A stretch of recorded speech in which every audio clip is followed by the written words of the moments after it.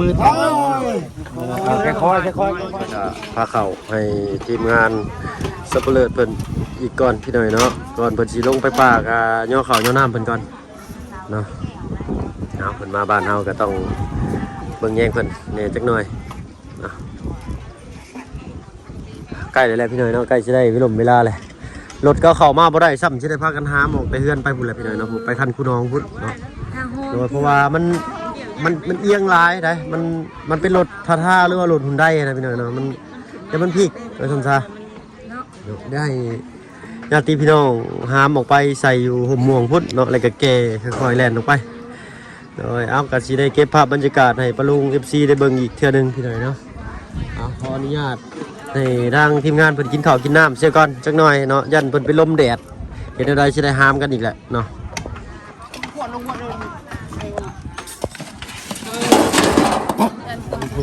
อ๋อตู้ใส่เบิ้ลเลยเนาะยันเพิ่นบ่อิ่มเลยมา4เจ้าเลยจัก2 3ก็ได้เจ้าเลย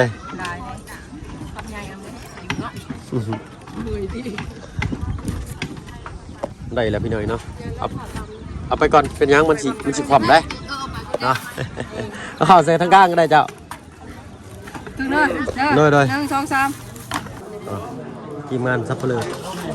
น้ำล้างมือก็อะไรแค่นั้นเนี่ยเฮาแต่โจ้ได้สิเอาไปกินบ่ดูเรามาไหมคือสิบชงเนาะถ้าตั้มหุงจะหน่อยพี่หน่อยเนาะทางบ่าวบุญสารวันเพิ่นเนาะป้ายทะเบียนกับรถพี่หน่อยเนาะต้องเก็บไปก่อนบ่แม่นเอาบ่ใส่เด้อพี่น้องเด้อเนาะโอเคผู้ที่บวชหน้าไฟเนาะเอา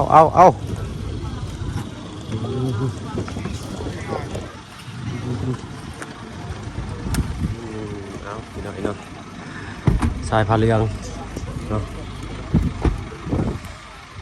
สบายดีเจ้าจักสิเอิ้นอะไรบ่ถึกแล้วเบิดเนาะอันทางลุง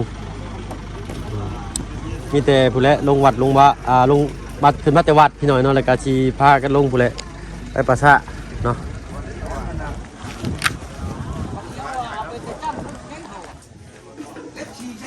เนาะประมาณบ่าย 2 บ่าย 3พุ่นแหละเพราะว่าทางลุงเพิ่นบอกไว้ว่าอยากให้อยู่ถึงนี่ประมาณบ่าย 3 โมงจังสิเคลื่อนหรือว่าบ่าย 2 เคลื่อนเนาะเนาะรอถ่ายจักหน่อยเอ้าทางบ่เพิ่งกลับทักทายเด้อพี่น้องเด้อเนาะกลับทักทายสบายดีผู้ใหญ่ใจดีเด็ก FC เบิร์ดทุกท่านเนาะที่เข้ามาหาชมช่อง YouTube บ่เพิ่งเคยหลายคือเก่าได้ตู้ไปเรียบร้อยแล้วบวชเรียบร้อยเนาะโดยบวชหน้าไฟพี่หน่อยเนาะทั้งลุงจันทร์อะไรก็ลูกๆหลานๆเพิ่นนั่นล่ะเนาะไกลที่ทางทีมงานสับเปลือกเพิ่นเนาะเตรียมการโอ้ยมาประเดิมห้านใหม่รอบที่2กันได้นี่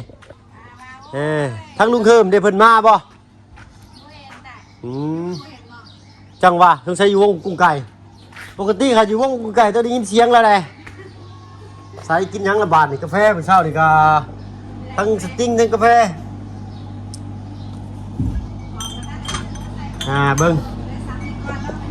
เอาไปให้น้องๆเพิ่นมานี่แหละซับเปลือกนี่แหละเนาะวัยรุ่นแถวบ้านเด็กน้อยแถวบ้านนั่นแหละเป็นพนักงานเพิ่นเนาะเขาก็เมื่อยมาแต่ชัดแจ้งอยู่ทางประสาทก็ฮ้อนชับแดดหัวก็อยากแตกเลยเนาะโอ้ยทางแม่น้องเปรี้ยวเพิ่นหากระเปิดมื้อแรกว่ามันลีเนาะค่อยมันลี2 รอบก็ค่อยถ้าบ่เสียเพิ่นเท่าไหร่ก็4เนาะบ่เสียงกันอยู่พุ่นแล้วเห็นบ่เพิ่นอยู่พุ่นแล้วเนาะบ่เสียเพิ่นว่าเปลี่ยนกันได้กินได้น่ะเปลี่ยนอยู่เขาห้ามยังน่ะไว้น่ะ40นี่45,000เนาะเดี๋ยวก็สิมีของเขามาเติมอีกแล้วนี่เนาะเนาะหน่วยเด็กน้อยดีๆเลยขอบใจหลายๆโดยขอบใจจ้าเลย ไปก่อนจะไปเรียนงานนั่นเพิ่นนิดเดียวอีกก่อน ได้สิบบาทแล้วบ่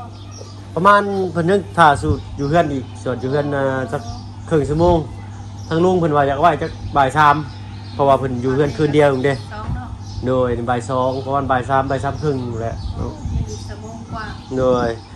เอ้าเดี๋ยวจะได้เก็บภาพบรรยากาศให้ป้าลุง FC เพิ่นได้เบิ่งไปเลยเนาะไปก่อนเนาะพาป้าลุงเพิ่นไปบุกประสามารอบกินอีกก็ได้คอนกลุ่มอยู่ เอาพี่หน่อยเนาะคือเห็นนั่นแหละน้องเพิ่นก็มาเต็มที่ให้เฮาก็คือว่าอะไรเพิ่นเต็มที่เฮาได้แต่เฮาก็ทุนบ่หลายไม่ได้เนาะเอาสำแฮงเฮานี่แหละเนาะ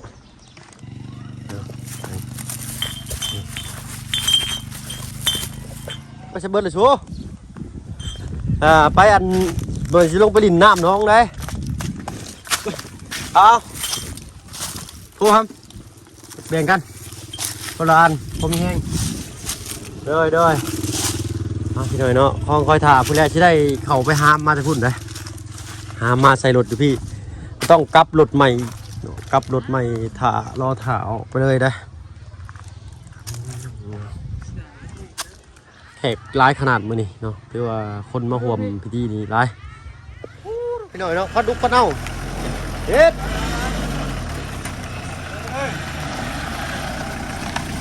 โตเกือบเล่นพลาดโพสในเบิ้งเมื่อกี้นี่ข้าอยู่รถพี่หน่อยเนาะบันทึกไว้ไอ้เบิ้งบ่ทันเฮ้ย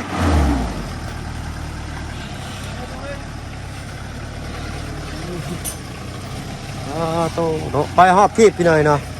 รถมาเปื้อนอยู่ทางเขาเฮือนบาบุญสารวันเพิ่นว่า คือว่าเลยเนาะเมื่อก่อนก็เป็นทางน้ำไหลอันนี้ลงพุ่นทางน่ะสิค่อยเนินแต่บ่นี่เด้มันสิบ่เอียงเทเลครับเทเลบ่ละบาดนี่ฮะ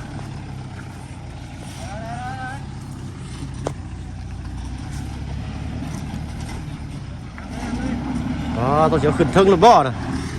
อุ้ยล้มมันสิได้บ่ไอ้โจ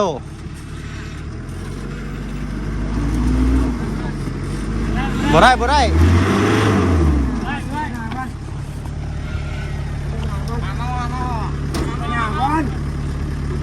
หน้า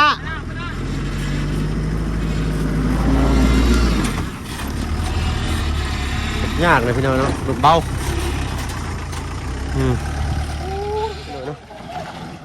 บัดขาลงนี่แหละสิลงจะได้ละบาดจูเอา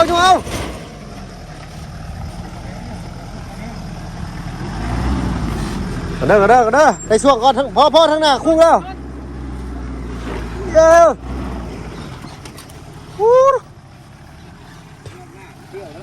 เหนื่อย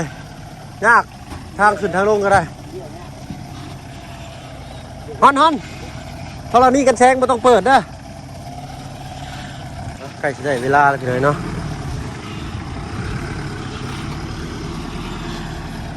ขอเด้อเหยียบแอวก็ได้ ไปพี่น้อยเนาะได้เวลาละ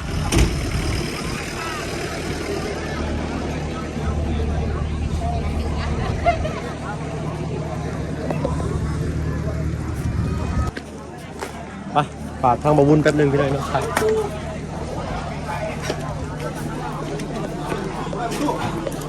ชุดแล้วเดี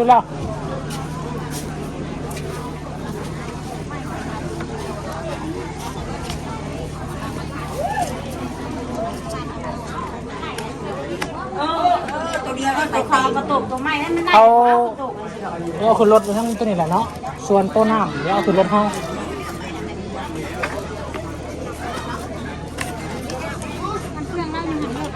ยังเดี๋ยวไอ้พอใช้ลูกพร้อมอยู่ซะขนาดลูกพร้อมเขาหาเนี่ยเอาเครื่องตัวนี้ขึ้นรถงานนั่นเลยงานโดยแมนมาเลยมาเลยนั่น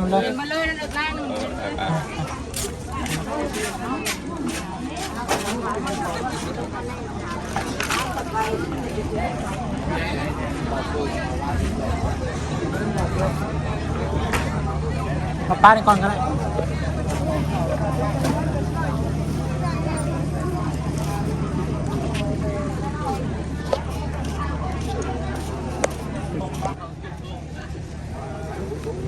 เจ็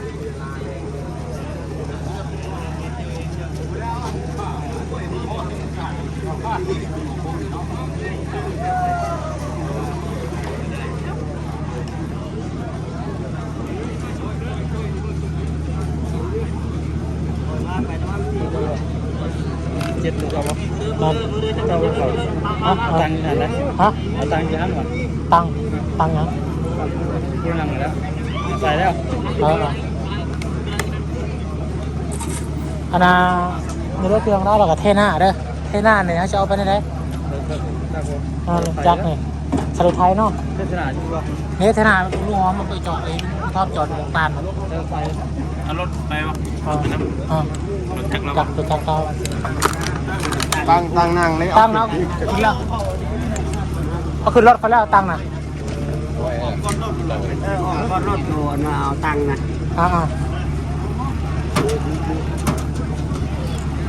มีแต่รถนายเอาไทยใส่เด้อเนี่ยบอก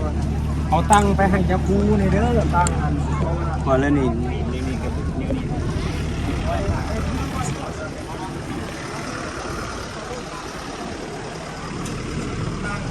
อะไรอยู่นี่ล่ะ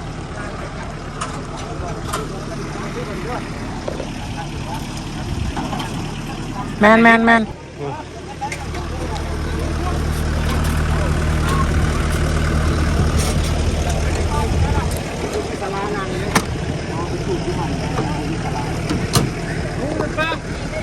ใช่เอารถเพิ่มอีกบ่แมนเอาซ่อนนี่ตุ๊เอาซ่อนมันจะเงื่อนขึ้นขับหน้าได้อยู่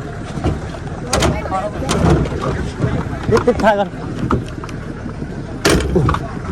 โอเคเครื่องเอาไปน้ำรถเลยก็ได้หรือเท่าใดกำลังเคลื่อนพี่หน่อยเนาะเป็นไปแบบเงียบๆเนาะ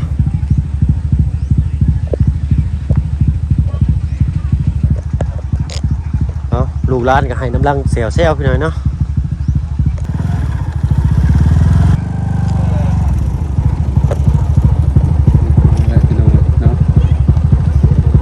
คนก็ไล่พี่หน่อยเนาะไปเข้าก็ได้เนาะทางแท็กซี่อื่นอะไรอื่นลุงจันทร์ที่เก่าก็สิได้อยู่บ่พี่หน่อยเนาะจัวเนาะจัวจันจัวลุงจันเนาะเป็นเขาเว้าผิดพลาดอะไรก็ขอโทษขออภัยเด้อปลุงเด้อเนาะเป็นนั่งไปก่อนเนาะเอาพี่หน่อยเนาะเพิ่นสิซื้อเลยบ่หรือไดเพิ่นสิซื้อเลยพุ่นละ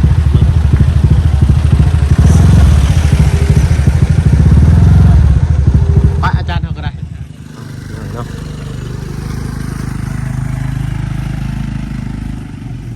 เพิ่นก่อนเนาะเพิ่นยังมาทางนี้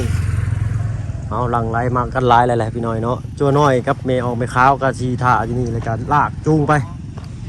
เนาะยังเท่านี้ป่ะพูดไปพูดโค้งพูดมาจอดไปก่อนก็ได้โดยเอาถ่าเพิ่นก่อนเพิ่นยังอันขอเพลงอยู่อันรถเพิ่นลงมาได้บ่อันบ่ตุนนี่ฮะ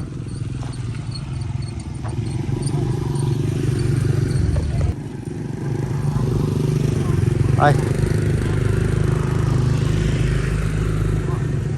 เพิ่นเอารถหุ่นได้ลงมาได้ประตูนี่ฮะเพิ่นเอารถหุ่นได้ลงมาได้บ่รถหุ่นได้รถเก็บพอแค่กันแล้ว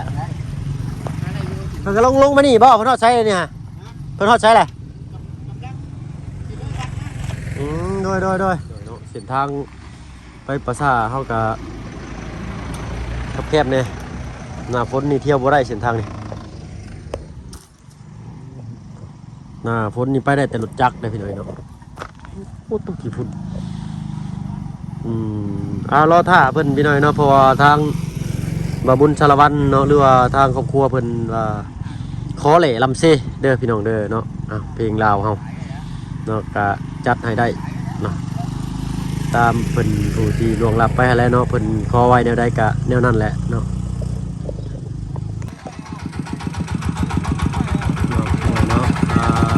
บางสกุลกับไทย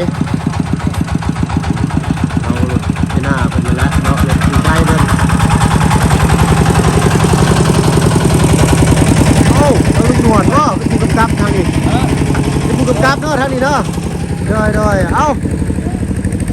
ผู้คัดท้ายดิเอาไปพี่หน่อยเนาะ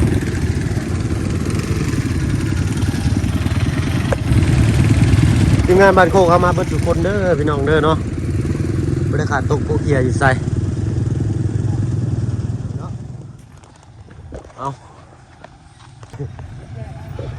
เอาพี่หน่อยเนาะกระบวนของแขกเห็นก็มาละ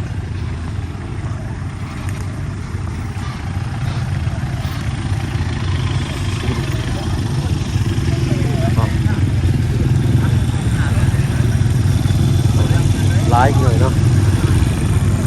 ไปผู้แรกบานิกาสิทอดเวลาจูงไปที่ไหนเนาะคนมากกับร้ายบ่ได้หน่อยเลย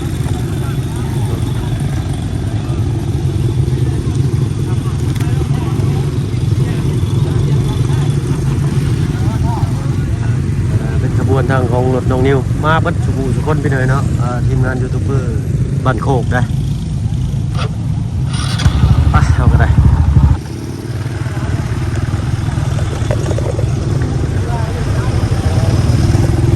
เนาะเพิ่นก็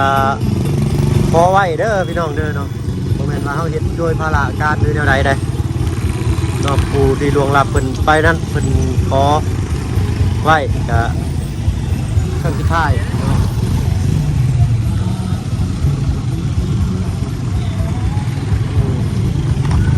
พี่น้อยเนาะญี่ปุ่นความตลบอบอวนบาดพี่น้อยเนาะมาฮอดจอดถึงเนาะต้องฟังนะผู้ละเจ้าอยู่ผู้ใดอยู่ห่มไม้ตัวนี้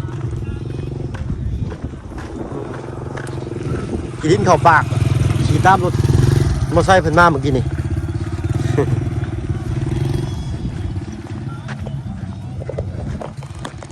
เป็นข่าวของเพิ่นเนาะ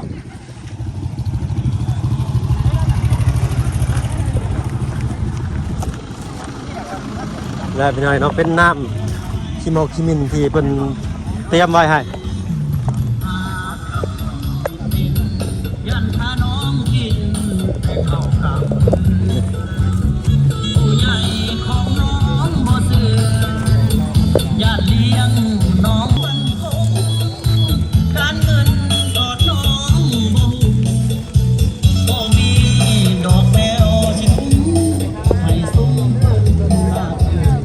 เอาตามเพิ่นคออะไรพี่น้องฟังจุดท้ายเพิ่นเด้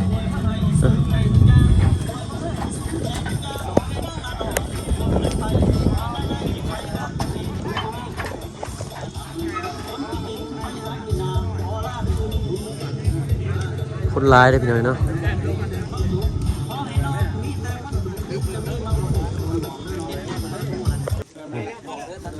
เอาพี่น้องเนาะเจ้าชี้ไปที่ก่อนมาตัดคุณเลยไอ้คุณเลยไปต่ำหนึ่งคุณเลยบอกเช็คบอกว่าพี่ทางไหนหัวทางไหนขึ้นไปเข้าระวังนี่กับเล่านี่ตั้งเล่านี่ตามคอยตั้งมือคอยตามมือค่อย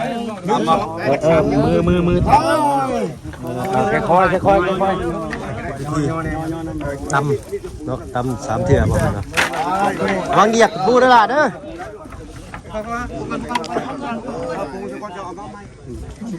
มันถัดมาใส่มาพี่ตู้พี่เลยตีมาพี่เข็มนะจ๊ะมาแปะเพื่อเป็นซาเด้โดยเอาย้อนมาโ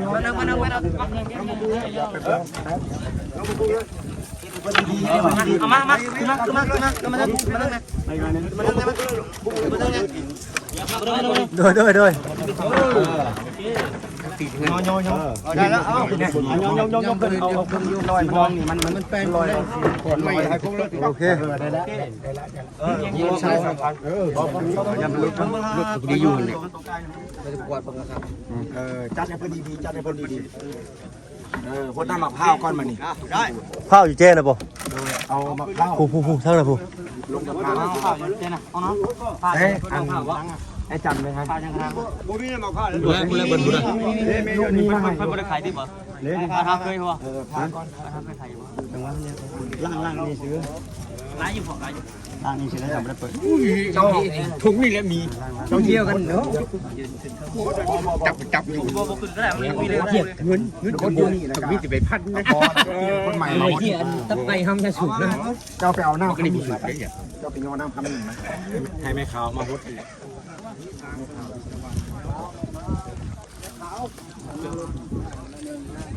พูดหน่อยก็ได้พูดหน่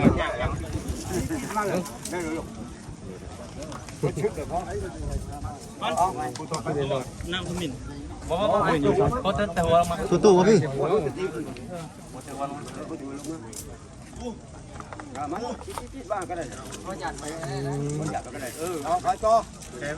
มาเด้อมาเด้อ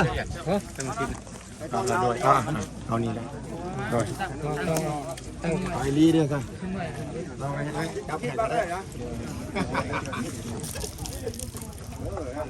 ให้ไม่ข่าวพดน้ำขมิ้นอันผู้ชายพดน้ำมะพร้าวยืนพดแต่แบบสปอร์ตในชุดนี้กับพดพดในชุดนี้พูดละหน่อยพดตะกะว่าวอธิษฐานเอาเบิร์ดสับจักพอดีแล้วเอาน้ำแล้วมาสิบันดีสิเบิ้งเลข เบิ่งเลขเอาพา พอใหญ่แล้วเกิดดีเดี๋ยวสู้บันดีขอเลขในข่าวคนน้ำขมิ้น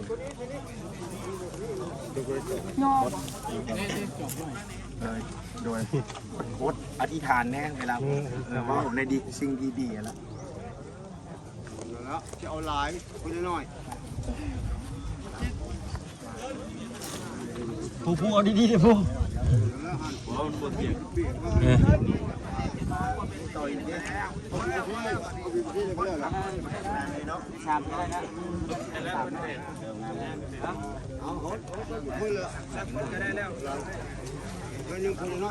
น้อยเยอะ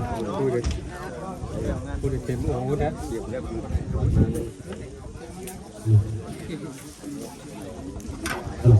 เริ่มลองสังเกต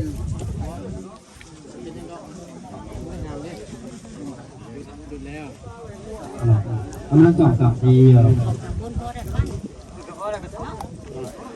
กำลังจับสับทีนะเบิ่งเด้อจับทั้งนั้นแน่จับชุดนั่นนะเจ้า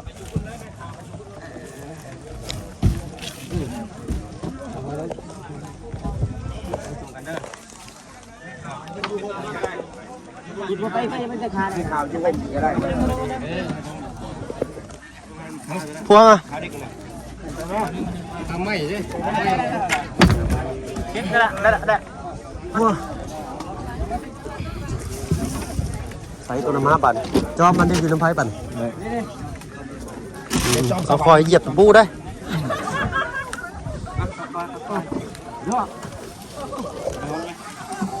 เอาสุดท้ายแล้วพี่น้องมุ่งสุดท้ายแต่ยังบ่ท้ายสุดจะอีกนะเนี่ยใช่เจ็บจูดบ่หรือว่าใส่ยิงเนาะ ใส่ยิงนะเบาขึ้น เหนื่อย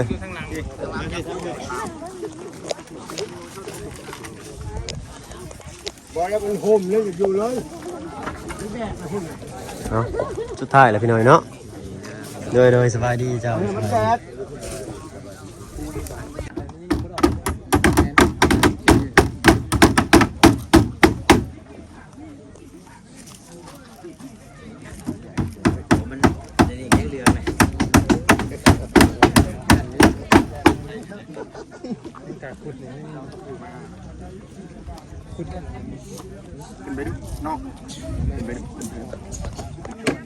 กินเราก็ว่าได้ยังเป็นคน มาแต่งให้ดีด้วย คนก็บ่ได้ขาดไม่อยู่ในกินอันวันนี้นั่นคือ คนเฮาเนาะแห่บัตรชุดไทยเนาะคนเฮามีแต่3แห่ดื้อเนาะผู้ใดได้บวชจะพอ3แห่เนาะแห่เพื่อที่นำกาแมนแห่ไปกินดองเนาะแห่เพื่อที่2กับแมนแห่เข้าซื้อประชาแห่เพื่อที่3กับแมนแห่ฮดแห่บวชเนาะน้อยคนที่ชุดจังไดเนาะแห่เพื่อที่3เนาะ4แห่ได้ยังทานน้อยคนที่ชุดเด้อเนาะแห่สะดือเด้อสั่นอันนี้แล้วเป็นว่าเนาะงามบ่มีผู้อยากได้เนาะมาสิได้แม่นผู้บ่จักหยังเด้อเนาะเป็นว่าเนาะ ก็ขึ้นนั่นนี่แหละ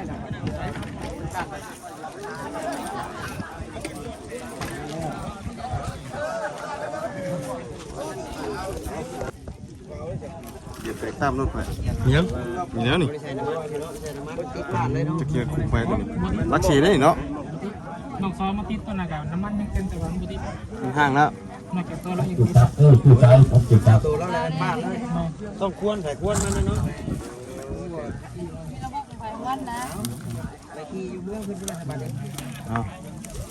มีทะเบียนปะ ต้องอยู่กุ๊กเซาอยู่หน้าได้ แน่ผมมีทะเบียนนะรถเนาะ 0603 ฮะ 050603 อ๋อตาดิคมลีเนาะคมคนนี้มีดโกนแล้วครับ เราให้ลูกเคยแล้วใช่ไหมบางเหยียบหัวบนได้บ่เพิ่งเว้ยเหยียบแล้วกินนี่แตกตามผมบ่ โมตัสสะภะคะวะโตอะระหะโตสัมมา เบ็ดมันกิน ตัสสะนะโมตัสสะภะคะวะโตอะระหะโตนะโมตัสสะภะคะวะโตอะระหะโตสัมมาโอตาตามิตัญจตปารุปัสสมิมานาสัมภาวะเยอปาริมานาตุตังอโตตาติรินันจาอาสัมปะสังอเวนังทิตังจารานิสินโนสยะโนยาวะตัสสาวิปัสสามิโกเอตังสาติลิสาเลวันอา ใส่เสื้อขาวอยู่นี่ แน่นแน่ ไปเรื่องอาตา ตัวบุญจันทร์เอาพระไตรองค์ที่สองจุลศิษย์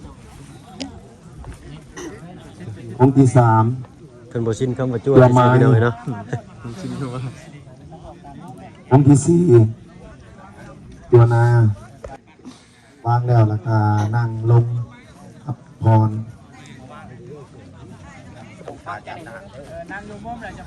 ขอกราบพัฒนานิมนต์งานทานออกพิจารณาถามสกุลเราอุทิศส่วนบุญส่วนกุศลทำให้พ่อเฒ่าบุญมา จะนั่งอยู่ข้าง อยู่จากโลกนี้ไปสู่โลกห ๆอยู่ น้า ข้างก่อน ตัวที่เขาไปวางนางลงเนาะแม่ขาวเตรียมน้ำยา อนิจจาวัตสังขาราอุปาทวายาปามิโนอุปสิตวานิโลจันติเตสังอุปาทโมตุโกสัพเพสัตตามาลติจามาลิสุจามาลิสาเลสัพเพวังมาลิตาเมนาติเมสังไสโยยะธาปริวังหาปุราปริปุเรนติสักการังเอวเมวัยโตตินังเปตานังอุปกัมปติอิสิตังปัสสิตังตุมังติปะเมวัสเมนตันตุสัพเพปุเรนตุสังกปา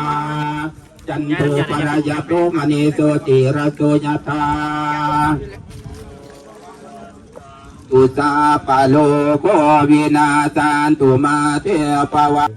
มีมาบอกในงานสาธารณกิจศพของพ่อทองคุณมาผู้ได้เสียชีวิตหน่อยยิบเอาดอกไม้จันทร์แล้วก็เขาไปวางได้เลยครับ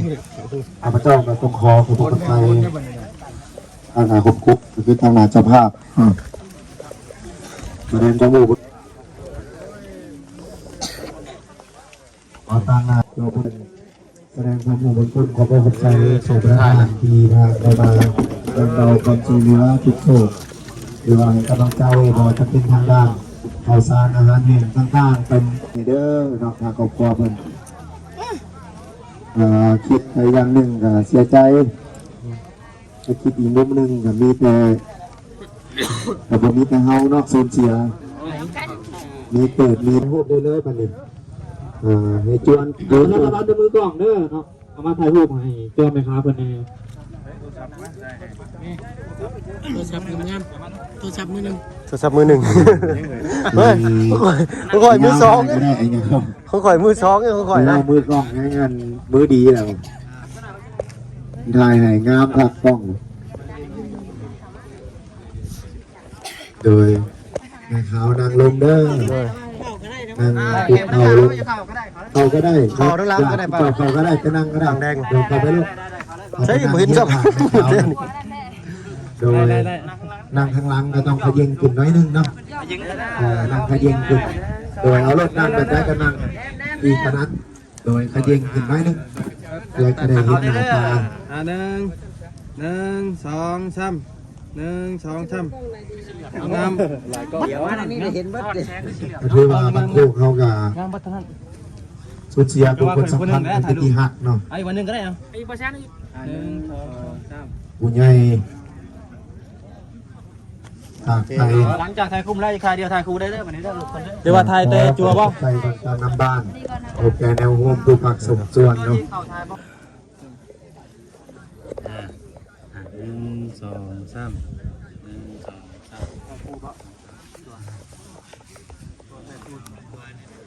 ด้วยถ่ายคูถ่ายเดียวได้ได้บ่บ่ได้เฮียงบ่ได้ถ่ายกันที่มุ่นหยอกถ่ายกันจะถ่ายกันก็ได้เด้อถ่ายย้ำพอดีจับ บ้านหมูยักษ์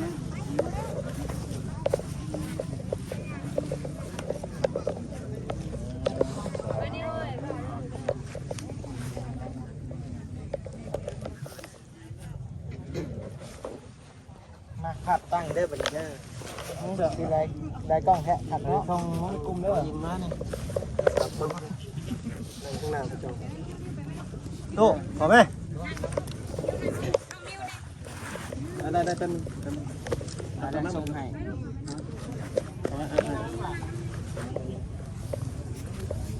ออกข้างมือโอ๊ตดีมีไก่ตัดกินเลย โอ้ยว่าบุคือหมูเนาะออกแนวมือ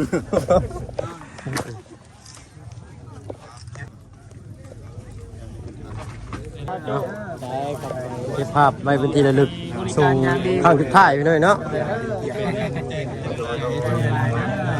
โดยเขาไปเจริญร่ำรวยประสบความสำเร็จในหน้าที่การงานที่จุเจ้าซอยผู้ซอยคน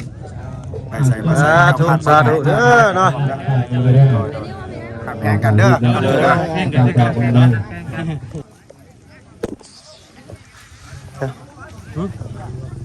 บ่เรื่องปกติธรรมดาตัว ขึ้นสวรรค์ เลย เชียงใหม่ตัวเอง เนาะดีแหละตัวเนาะได้ครับนาทีนั้นเอาทางเป็นทางลูกชายจูดบ่ได้พี่หน่อยเนาะลูกชายหรือลูกสาวจูดบ่ได้เป็นลูกเคยบ่น่ะได้โดย เบิดไหน โดย เขายังมันเมื่อไรเลย อันนี้เมื่อบ่ได้บ่ แม่ เอาบ่เป็นหยังอยู่ตรงกันนี่แหละพี่หน่อยเนาะเนาะเอาจนผู้แล เจ้าข้ามทางพี่เด้อ มีแต่ซุ่มเคยเนาะสิได้อยู่เฝ้า โอ้ได้โดนจับอีก เน ได้ อะ ละบ่เป็นยัง ไม่ยังไอ้โจ้เพิ่นเดินไม่ค้ำนะ ไม่คมเหง ไม่ข่มเหงเนาะ ไม่คมเหง มันต้องมีไม้แบบชนิดใดชนิดหนึงบ่หรือว่าไม้ใด ถ้าเป็นขั้นทางนั้นเขาก็ต้องขั้นทางนี้เออ ๆสลับบ่ให้ล่มเนาะ ไม่คมเหงเพิ่นเอิ้นมาตายแล้วก็ยังคมเหงอยู่ อืมมันต้องมีชนิดของไม้บ่หรือว่าไม้หยังก็ได้ ไม่หยังก็ได้ไม่ใช่บ้านก็ได้แต่ขอ แต่ แต่ มัน ขอ ดี เพียงเอา ดี ประกาศใส่นี่นะเป็นไม่คมเหง ขอเพียงแต่ว่าให้มีเนาะ ไม่คมเหงมาสั้นซะ เมื่อก่อนไปตัดกับลุงกับพันอยู่ป่านี่โยต้องเลือกได้เพิ่นว่ะต้องเลือกได้แม่น ตายแล้วก็ยังคมเหงอยู่ มันสิมีไม้เพิ่นสิบอกอยู่เนาะไม้เดไปหันเดไปนี่นะเนาะเอาออกเบิ่ละบ่เป็นหยังหั่นน่ะเอา เตรียมกาแฟแล้ว ใช้กาไฟเจ้ามีบ่ ยืมแล้วเพื่อนไม่ได้คนนี้มีไฟยืมไง มีไฟบ่ กาแฟยืมเลย ไฟมีแล้วเด้เจนะฮะบ่กล้าไปจับเอานี่ คนมีไฟบางคนมีไฟเนี่ย เฮาเด้เบิดไฟ รถไฟ บ่เบิดบ่มีไฟเลย เดี๋ยว ให้อันทางหน้าออกก่อนแล่นบ่ได้ทันเนี่ยจนชีดเนาะเจ้ากะตุ ฉีดแล้วไปนอน2 คืนน่ะ เอา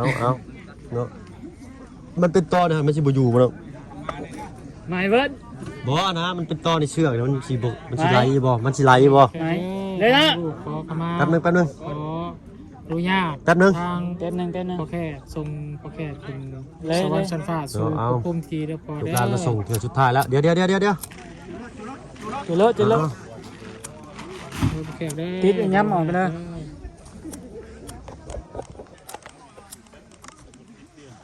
นี่มองเลย จุดไม้โต๊ะมันสั่นมันเป็นยังไงเนี่ยใส่มันหักได้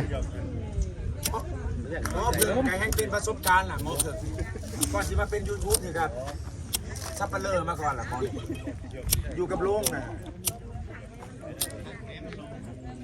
แล้วมาเป็นเคยอยู่นี่น้องใต้อะไร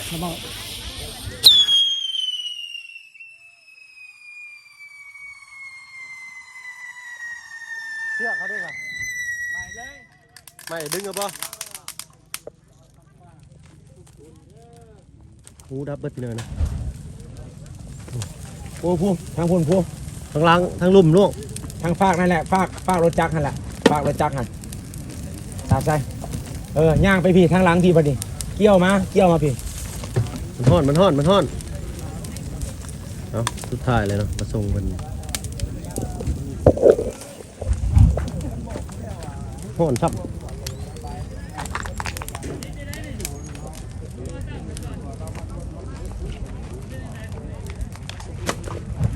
ไปดีเด้อปอใหญ่เด้อบ่อยเป็นบาปเป็นกรรมแล้ว เอาไปบ้านนี่นี่เด้เฮา เป็นห่วงตรงพวงอย่างได้บอกแบบดีไม่ยังผู้ชมทุกคน สิไปอันห่วมบุญน้ ด้วย ำหน่อยร้าย ถ้าว่า เนาะ นี่ถ้าว่ามีทางวัดเพิ่น ยัง อยาก ไงมี แจก หมอน ของ มี ก็ อะไร ได้ ก็ นะ ได้ขนมข้าวต้มได้ป่ะ โดยได้เบิดน้ำ ยัง ใน ก็ได้เนาะนี่นะแป๊บ2แป๊บ4เขาได้เบิด เลย ทุกอย่าง ก็เอาขึ้นใส่รถเจ้านั่นหรือว่าน้ำมันก็ใส่ซอยกันเนาะไปน้ำกันอยากทำบุญ ยินดี เขาก็อยากห่วมน้ำคุณเจ้าอยู่ ก็คนแบบนี้แหละที่ โดย ผู้อยากทำบุญ คอยก็มักคอยก็ซอยบางใดนี่ก็ตายบ่มีเงินซื้อโรงข้อยก็เอาโรงไปใส่แล้วก็เปิดบริจาคให้เขาซอยอยู่คอยก็ซอยอยู่ เนี่ยมันนี่ได้เนี่ย อย่าง ครั นั้ บ น เมื่อไหร่จะว่ากันเนาะ โดย ต่อกันเด้อ โดยติดต่อ ตัวยูโฟไปหาเจ้าตัวยูโฟต่อไปได้ โดยขอบใจหลาย ที่ว่าตัวเราเสีย ๆแมน มาเกิดตัวหา แบบให้ที่เจ้าเอาจะง่ายที่เจ้าก็ให้เกียรติหลายนะในบ้านนี่อุปถัมภ์คอยหลายอย่าง ตัวไอเองแหละที่ว่าซุ้มห้องหมักกัน โดย ที่บริการโดยใจ โดยไอ้ เอินโดยใจอะไร โดย ใจคือแรกใจกันนะ แม่ซอย โอเค แล้วได้ที่เขาเฮ็ดได้เขาก็ซอยไปได้เบาภาระ สู้อะไรเป็นอะไรเนาะว่าที่เหตุงานก็ตามแต่สะพานความดีเนาะ แม่นใจ ใจ เฮ็ดใจ อยากมีความสุข แม่นบิดเบี้ยวนี่โอ้ตายเลยโอ้ได้ ต้องมีความสุข ตรงนี้ เพิ่ง เพิ่งเนี่ย ต่อยอด